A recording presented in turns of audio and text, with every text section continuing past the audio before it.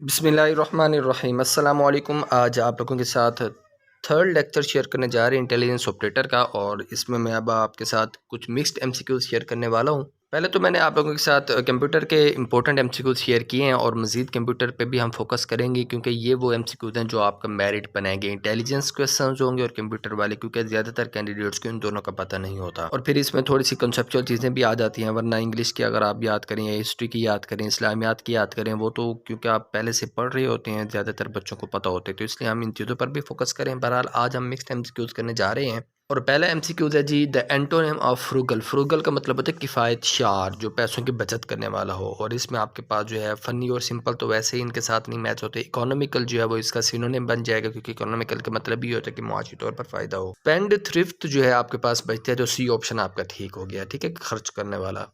The antonym of affluence, affluence का जो antonym है वो डेथ हुआ करता है। विच amendment on April 23 1974 define the boundaries of Pakistan. कौन सी अमेंडमेंट के तहत पाकिस्तान की बाउंड्रीज तय की गई थी? तो ये आपको इंग्लिश की भी मतलब समझ आना चाहिए। ये ना हो कि आप वहाँ पर एमसीक्यू देने जाए और इंग्लिश की बात ही ना समझ पाए, तो फिर आप जवाब कैसे सिलेक्ट करेंगे, आपने ध्यान रखना है। तो इसका जो सही ऑप्शन है वो फर्स्ट है। फर्स्ट अमेंडमेंट के तहत जो है वो बाउंड्रीज तय की गई थी। तो ये आपके पास इस्लामिक हिस्ट्री से आ गया, अपना पाकिस्तान स्टडी से आ गया question. Which was the second governor general. Pakistan के जो दूसरे गवर्नर जनरल थे वो कौन थे? मोहम्मद अली साहब के बाद, यानी कि कायद आज़म के बाद, तो वो ख्वाजा नाजिमुद्दीन थे। ये जो है आपका सही ऑप्शन है। तो ये जो मुग़ल बादशाह हुमायूं था, इसको शेरशाह सूरी ने आकर हटाया था और अपने कैद कर लिया था। तो कितने अरसे तक वो कैद में रहा था? तो तकरीबन 15 साल। सी ऑप्शन आपका ठीक है, 15 साल तक वो कैद में रहा था। तो मुस्लिम लीग जो है वो 1906 में बनी थी, और कायद आज़म ने भी 1906 को ज्वाइन किया था, ये भी आता है। और कायद आज़म ने छोड़ी कब? तो 1913 में छोड़ी थी मुस्लिम लीग। ये भी आपके एमसीक्यू हैं वो अच्छा ज्वाइन की थी, वो जो है ना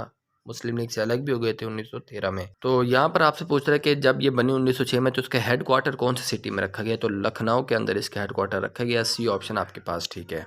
फ्रेडरिक पारसे, इसको हम अपोस्टल ऑफ पीस भी कहते हैं। इसने पहला नोबेल प्राइज़ जीता था 1901 में। तो इसके बारे में आपका क्वेश्चन शुरू होता है, नोबेल प्राइज़ का आगाज़ कब हो? वो भी 1901 में ही हुआ था। तो पहला नोबेल प्राइज़ जिस बंदे ने जीता था, ये भी आपके पास एक एमसीक्यू आ गया कि उसका नाम फ्रेडरिक पारसे था, और उसको किस बुनियाद पर दिया गया था? पीस की बुनियाद पर, अपोस्टल ऑफ पीस की बुनियाद पर। उसका ये एक मतलब था कारनामा, या उसने कोशिश की थी। तो यहाँ पर उसका पूछा जा रहा है कि किस मुल्क से उसका ताल्लुक था? तो फ्रांस जो है सी ऑप्शन आपके पास ठीक है, उससे इसका ताल्लुक था। Which of the following is not a type of chart. तो पाई चार्ट भी होते हैं अगर आप यूज़ करते हो डॉक्यूमेंट या माइक्रोसॉफ्ट ऑफिस, तो वो भी होता है। एरिया चार्ट भी होता है, लाइन ग्राफ भी होते हैं। तो आपके पास सही ऑप्शन क्या बनता है? T graph. किसी किस्म का कोई नहीं होता। Number of columns in M S Excel 2007 are. ठीक है जी, एक्सेल के अंदर नंबर ऑफ कॉलम्स कितने हुआ करते? तकरीबन 16,384 कॉलम्स होते हैं। ए ऑप्शन आपके पास ठीक है। Printer is an example. तो जाहिर है प्रिंटर किसकी एग्जाम्पल? भाई हार्ड कॉपी की एग्जाम्पल है। इसमें अगर आप फोटो कॉपी सेलेक्ट करेंगे तो आपका जो ऑप्शन है वो गलत हो जाएगा, क्योंकि ये हार्ड कॉपी आपको देता होता है। हार्ड कॉपी आपका सही ऑप्शन है, बी ऑप्शन आपके पास बनेगा। तो नेक्स्ट एमसीक्यू है to change a text in italic form. Italic मतलब थोड़ा सा टेढ़ा होता है, जो टेढ़ा फॉर्म लिखो, टेढ़ी बात लाइन लिखी हुई है, कोई लफ्ज टेढ़ा लिखो हो, उसको हम इटैलिसाइज कहते होते हैं माइक्रोसॉफ्ट ऑफिस या वर्ल्ड की लैंग्वेज के अंदर। तो वो करने के लिए हमें क्या करना होता है? कंट्रोल प्लस आई करते होते हैं। अच्छा, कंट्रोल बी से क्या मुराद होता है? ये ना टेक्स्ट को बोल्ड या मोटा कर देता है। कंट्रोल सी से कॉपी होता है। तो ये चीज़ें आपको पता होनी चाहिए। Okay, analogue is signal mirrored in. Analogue एक सिग्नल है, इसको हम मैयर करने के लिए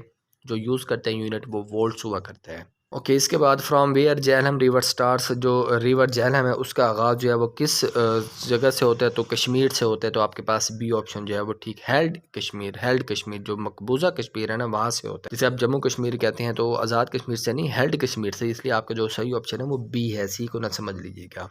तो पार्किंसन जो है वो किस चीज़ की डिसीज़ है? पार्किंसन एक बीमारी का नाम है। तो ये आपके पास ब्रेन की बीमारी होती है, जिसमें बंदे की जो याददाश्त है ना वो आहिस्ता आहिस्ता ख़त्म होना शुरू हो जाती है, ब्रेन के हिस्से डैमेज हो जाते हैं। तो इसलिए ये ब्रेन डिजीज़ बनेगी आपके पास। तो प्रेसिडेंट जो है पाकिस्तान, अकॉर्डिंग टू 1973 कॉन्स्टिट्यूशन, जो पाकिस्तान का प्रेसिडेंट है उसकी टर्म, उसका अरसा, उसका दौरानिया कितना है? तो 5 सालों तक प्रेसिडेंट को जो है वो सिलेक्ट किया जाता है। उसके बाद next MCQs, north and south pole जो हैं वो सेपरेट होते हैं किसके ज़रिए?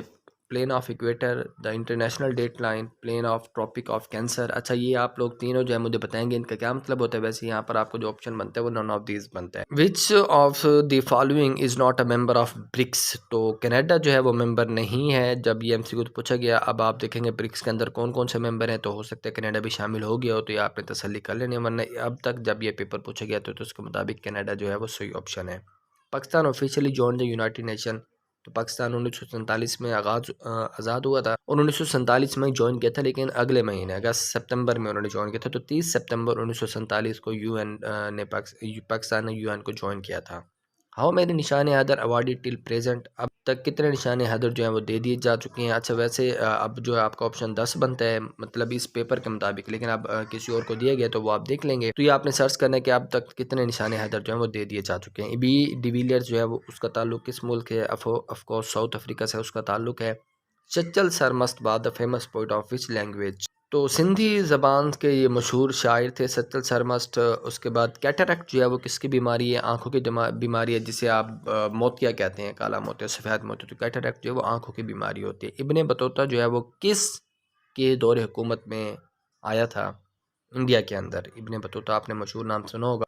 तो जी मोहम्मद बिन तुगलक के दौर में जो है इब्ने बतूता इंडिया में आया था। In council of common interest which are not members according to 1973 constitution, किनको जो है वो मेंबर्स नहीं समझा जाता, गवर्नर्स को, प्राइम मिनिस्टर को, चीफ मिनिस्टर को, ऑल ऑफ दी जो गवर्नर्स हैं उनको जो है मेंबर नहीं समझा जाता काउंसिल का। उसके बाद कंप्लीट द सीरीज़, ये सीरीज़ आपने कंप्लीट करनी है 2, 4, 6, 10 और इसके साथ आपके पास आ जाता है 28। तो आपके पास अगला जवाब क्या आना चाहिए, 82 जो है वो ए ऑप्शन ठीक है। अगर 1 इंच जो है वो 60 के बराबर हो, 1 इंच जो है 60 के बराबर है, तो फिर आप बताएं 2.5 इंचज़ जो है वो किसके बराबर होंगे। ऑफकोर्स 2.5 के जो है वो 150 के बराबर हो जाएंगे, क्योंकि 2 इंचज़ 120 बनेंगे और उसका जो हाफ डालेंगे 30 तो वो 150 बन जाएगा।